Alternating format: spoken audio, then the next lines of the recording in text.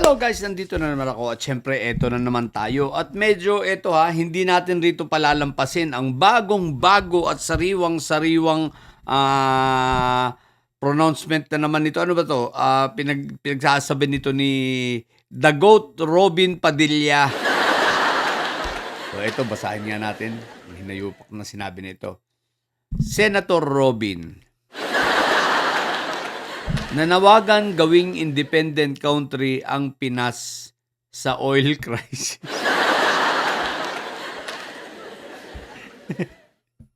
O, di ba? Ang liwanag ng panawagan ni Robin, ano? Magkasenador ka naman ng ganito kabobo eh. Gawin daw independent country ang Pinas dahil sa oil crisis. Hindi ba tayo independent country? Parang kaya nga meron tayong pinagdiriwang na June 12, di ba? Yun yung ating araw ng kalayaan. Kung saan tayo ay tuluyan naging independyente. Tuluyan nating nakamit ang kalayaan at ang kasarinlan ng ating bansa. At nagkaroon tayo ng sariling soberenya. Kailan yun? June 12, 1941? Tama ba? June 12, 1941. Oh, yata. Oh, tama.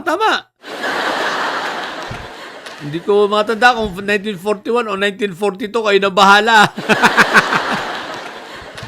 Pero, parang 1942 yata. Ewan ko. Basta, yung June 12, kaya natin pinagdidiriwang, Mr. The Goat, huwag kang tatanga-tanga. Hinayu pa ka. Kaya nga tayo merong pinagdiriwang na araw ng kalayaan eh. Di ba?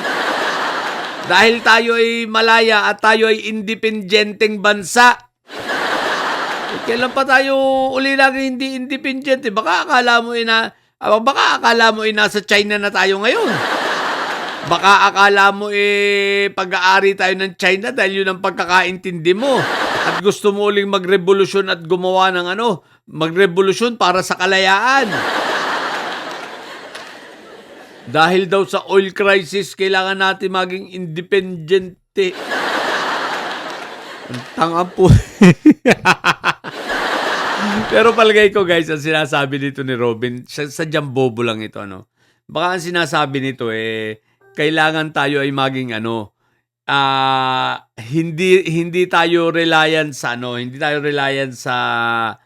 oil sa ibang bansa. Baka ganun ang ibig niyang sabihin. Kahit na tayo ay magkaroon ng maging independente tayo sa pagkakaroon ng sariling langis. Kahit yun ang ibig mong sabihin, medyo tanga ka pa rin. Dahil hindi agad-agad mangyayari yun.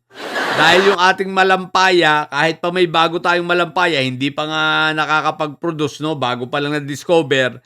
Tapos yung malampayang luma natin, hindi yan sasapat sa pangangailangan ng ating bansa sa langis. Ibig sabihin, kukuha tayo, mag-i-import tayo ng mga langis, no?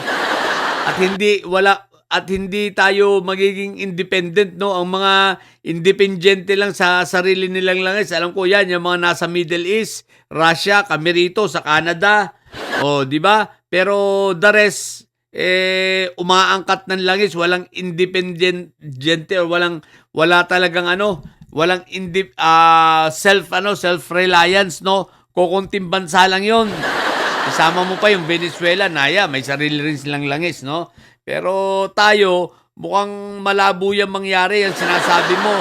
Pagpalagay mo, meron man tayong mga sariling mina pero hindi nga sasapat. So, ibig sabihin, aangkat tayo, ibig sabihin, hindi pa rin tayo magiging independent. Ang tanga nitong puta. Pero ibang klase ang pagsabi rito, gawing independent country ang Pinas, no? So, maliwanag ron, ang Pilipinas ay hindi independent, Talagang mukhang pagkaintindi nitong si The Goat, pa rin tayo, sakop tayo ng China, what the heck. Ang bobo putik na yan, wag na tayo uulit, O sige na, Mga bobong didilis at may sayad dyan, yung amo nyo nagkakalat na naman. Tatanga-tanga na naman. Manatili kayo mga bobo at may sayad sapagkat ang may sayad ay laging high blood. Tatay nyo preso. Bye.